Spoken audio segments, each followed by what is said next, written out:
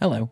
It's been a while. Today, I just want to give a bit of a first impression to Army Painter's speed paint markers. I say markers, I've only used, and I will preface this now, I've only used orc skin, and that's just because I had a spare orc kill team lying around. So I thought to myself, the best thing to do is to, just grab one of these, see how it goes.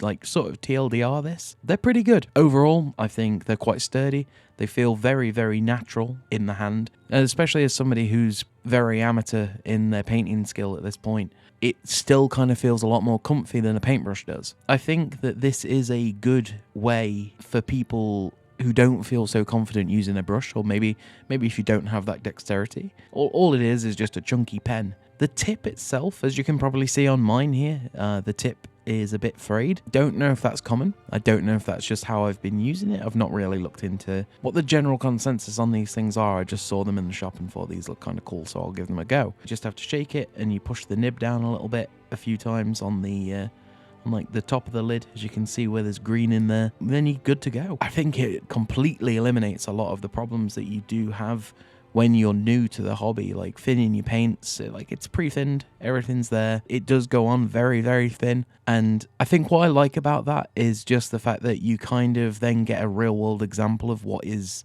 thinned. The exact amount of thinning is, it's entirely subjective for how thin you really want your layers, but I'm very much somebody that learns by doing. I think it is well. Like, I don't really have that kind of technical know-how to say that this is, these coat fantastically. Like, some of the bits, I tried a little bit on a big flat panel that did not look so great, but these orcs, like, I think all of them look quite good. This one in the front has only had the speed paint on. The rest, I've just gone over the skin and then I've done like a little bit of dry brushing. There's a lot of complexity that's taken away with these pens. I think that's really, really good. It's going to bring a lot more people in and be able to make people a bit more confident to be able to just pick up and go. I think that it also comes with its problems. It's quite a chunky product compared to a standard pen. You're looking more the thickness of like a makeup brush for dry brushing. One of the things that I kind of don't like, and I wish they kind of did, is actually interchange the tip. If you could just like unscrew it and place in a new one, it's just a bit too big, especially for the smaller areas that you need to get into with some models, especially if it's like overwhelmed with detail. I'd definitely say use them on the first layer if you're gonna just like slap it on, sort of thing. I did actually try a little bit of edge highlighting with it. As you can see on this Trench Crusade Prussian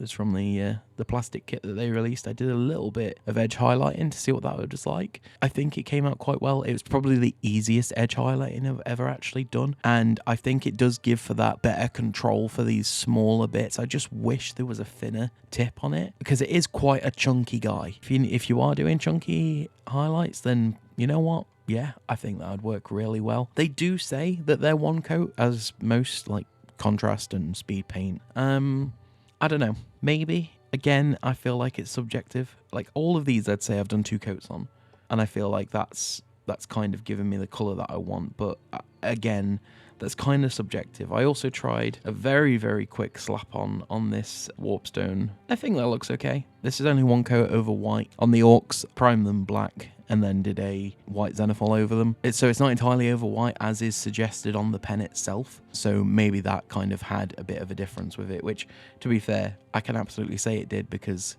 looking at the warpstone, going back to that, like, that is over white. It would have been whichever one the Citadel is. I can't remember. Not Wraithbone. White Scar. It would have been White Scar spray. That's what that would have been. Overall, I kind of want to go pick up some other ones. There are some in the range where I'm a little bit like, do I care?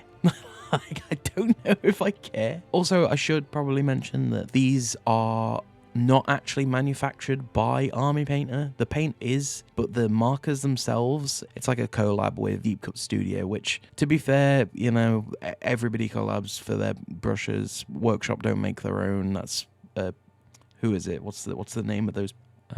Rosemary. It's Rosemary & Co. That's the one. So the rejected Rosemary & Co. stuff. It looks like they primarily make scenery and gaming mats, which, it's cool. It's cool that they've been taken on to do this product as well with Army Painter. For me personally, I feel like this is quite good. I feel like it's a really, really good tool to have, especially as a newcomer. Maybe some of y'all have forgotten like what it's like first time that you're picking up your paintbrush. Like, I feel like a lot of people probably don't remember the first time that they had to use brushes. Whilst I think that the intended audience is probably more like you can have it in your tool bag. This could be more intended towards beginners. Like, I feel like the marketing could probably have gone further towards that, because I do think that these are perfect if you are a beginner.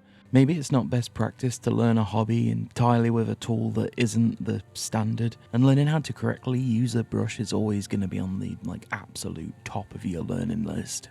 I don't know if it's me, the tip is quite frayed, and I guess it's the same kind of shit with felt tip pens when it used to use in school. But I'm also seeing stuff online where it's kind of here and there about how exactly to use them. Some of it is saying, yeah, you definitely need to use a lot more pressure on it. And then others are saying no, you don't. It's the same constant treadmill of conflicting advice.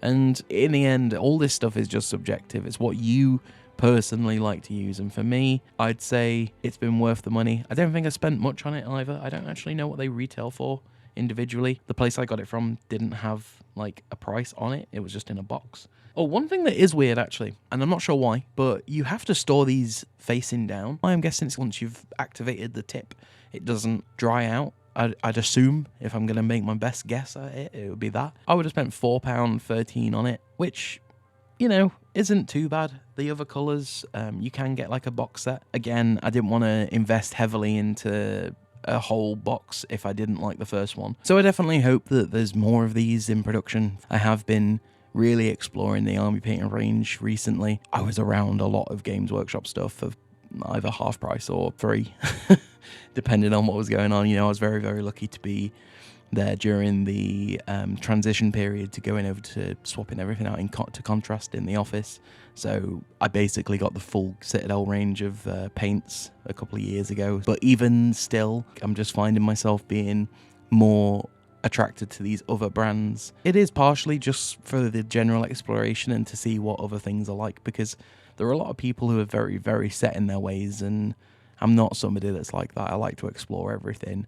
I like to make my own mind up on these things as well. So yeah, I'd say if you want to give them a go, to be less than £5, you might as well. If you get them for cheaper, even better. Maybe even ask in your local hobby store if you can give it a go. I'm sure there's been tester models and stuff that you could take with you or something. I'm sure most people won't mind, or if they've got their own little painting station, Element Games have painting stations in there. So yeah, try it out, see what you think. Personally, I think I'll get more, but we'll see.